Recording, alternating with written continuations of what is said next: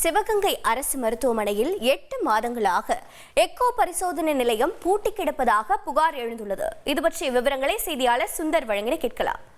சுந்தர், வணக்கம். 8 மாதமாக இந்த எக்கோ பரிசோதனை நிலையம் பூட்டியிருப்பதற்கான காரணம் என்ன?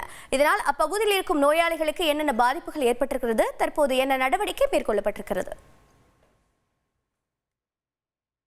மருத்துவர்கள், செவிலியர்கள் பற்றாக்குறை என்பது ஒரு பொதுவான பிரச்சனையை பார்க்கலாம். சிவகங்கை அரசு மருத்துவக் கல்லூரியில் அப்படி கிடையாதுங்க. மருத்துவர்கள், மருந்துகள், மருந்து ஆளுநர்கள், மருத்துவ உபகரணங்கள் இது மட்டும் கிடையாதுங்க. 8 மாதமாக செயல்படாத எக்கோ நிலையம், 2 மாதங்களாக பூட்டி கிடக்கக்கூடிய எம்ஆர்ஐ ஸ்கேனு, பயன்படுத்தப்படாத லிஃப்ட்டு, கதவுகளே இல்லாத கழிவறைகள், இது போல பல பிரச்சனைகள்ங்க. தமிழகத்தில் 36 மருத்துவக் கல்லூரிகள் இருக்குது. சிவகங்கை அரசு மருத்துவக் கல்லூரி மற்றும் மருத்துவமனை 2012ஆம் ஆண்டு தொடங்கப்பட்டுச்சுங்க. 230 டாக்டர்ஸு, 320 செவிலியர்கள் இருக்கணும். ஆனால் செவிலியர்கள் பற்றாக்குறை என்பது இருந்துகிட்டே இருக்குது. காரணம் பார்த்தீங்கன்னா, கல்லூரியோடு செவிலியர் கல்லூரியும் தொடங்கியிருந்தா இந்த பிரச்சனை இருந்திருக்கு. சார், என்னோட ரெசிக்னேஷன் எதுக்கு? நானே ஜாப்ஸ் உருவாக்கி பாஸ் ஆகலான்னு இருக்கேன். எப்படி? பாஸ் வாலா பி தி பாஸ். அது லிஃப்ட் வசதியில் பார்த்தீங்கன்னா முதியோர்களும் மாற்றுத்திறனாளி தான் பாதிக்கப்படுறாங்க. புறநோயாளி பிரிவுகள் 1200 மேற்பட்டோர் தினசரி போகிறாங்க. ஆனால் முதல் தளத்தில் இயங்கக்கூடிய இயற்கை மருத்துவம், சித்தா, தோல் பிரிவு, கண் சிகிச்சை, குழந்தைகள் பிரிவுகளை கொண்டு போய் சேர்றதுக்கு முதியோர்களும் மாற்றுத்திறனாளிகளும் மிகவும் சிரமத்துக்கு உள்ளாகிறாங்க.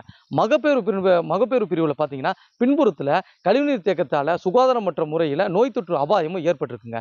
இது போன்ற பல பிரச்சனைகள் மருத்துவக் கல்லூரியில் இயங்கிட்டு இருக்கு. இது குறித்து இயற்கை ஆர்வலரும் சமூக ஆர்வலரும் வழக்கறிஞருமான சரவணாவிட்ட நம்ம கேட்போம். சிவகங்கை மாவட்ட தலைநகராகி சுமார் 40 ஆண்டுகள் ஆயிடுச்சு. ஆனால் சிவகங்கை மருத்துவக் கல்லூரியில் எந்த விதமான அடிப்படை வசதிகளும் இல்லாமல் அந்த மருத்துவக் கல்லூரி செயல்பட்டு வருகிறது. உதாரணமாக டாக்டர் ஒரு முறையான டாக்டர் இல்லை. கிட்டத்தட்ட 50 டாக்டருக்கு மேலே பற்றாக்குறை அப்படின்னு சொல்கிறாங்க. இந்த 50 டாக்டர் இல்லாதனால நோயாளிகள் ஓபியில் போய் வரிசையில் நிற்கிறாங்க.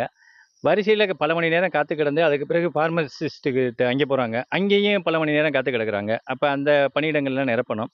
லிஃப்ட்டை யூஸ் பண்ண போகிறாங்க. லிஃப்ட்டு முறையாக செயல்படலை. அதற்கு பிறகு ஆர்ஓ தண்ணி குடிக்க போகிறாங்க. அந்த ஆர்ஓ வாட்டர் எதுவுமே முறையாக ஃபங்க்ஷன் கிடையாது. அதற்கு பிறகு பார்த்தீங்கன்னா அந்த மருத்துவக் கல்லூரி வளாகம் சுகாதாரக்கேடு மிகுந்து காணப்படுது. மருத்துவ கழிவுகளை கொண்டு போய் அந்த வளாகத்துக்கு பக்கத்திலேயே கொண்டு போய் இது பண்ணுறாங்க. அப்போ நோயை தீர்க்க வரக்கூடிய நோயாளிகள் முதல்ல அங்கேருந்து நோயை வாங்கிட்டு போகிறாங்க. அதன் பின்னாடி வெளியில் சாப்பிட போகிறாங்க. அந்த உணவுப் பொருட்கள்லாம் தரமற்ற உணவுகளாக இருக்குது. அதை முறையாக ஆய்வு பண்ணணும். அதற்கு பிறகு எந்த விதமான கருவிகள் முறையாக இயங்கலை.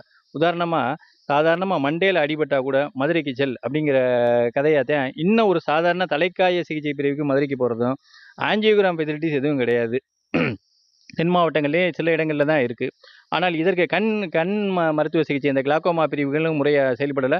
பல வருடங்களாக சர்ஜரியே பண்ணலை அப்படின்னு பல மருத்துவமனைகள்லையும் ஆர்டிஐ மூலியமாக தகவல்கள் சொல்லப்பட்டுள்ளது.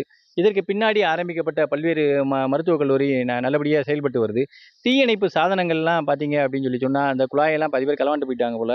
ஏதாவது பெரிய விபத்து ஏற்பட்டுச்சு அப்படின்னு சொன்னால் மிகப்பெரிய உயிரிழப்பு ஏற்படும். கிட்டத்தட்ட 2 கோடி ரூபாய்க்கு மேலே அவங்க செலவு பண்ணியிருக்கேன் அப்படின்னு சொல்லியிருக்காங்க.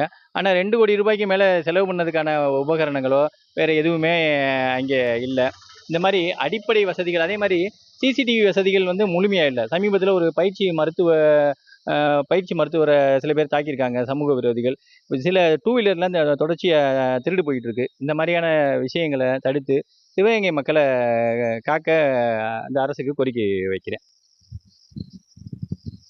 பல வருடங்களாக மக்களோட கோரிக்கையான சிவகங்கை அரசு மருத்துவ முன்னேற்றம் பெற்று மற்ற மாநிலங்களுக்கு இணையாக ஏற்கொண்டு பொதுமக்களோட கருத்தாக இருக்குது. கள விவரங்களை வழங்கியதற்கு நன்றி சுந்தர்.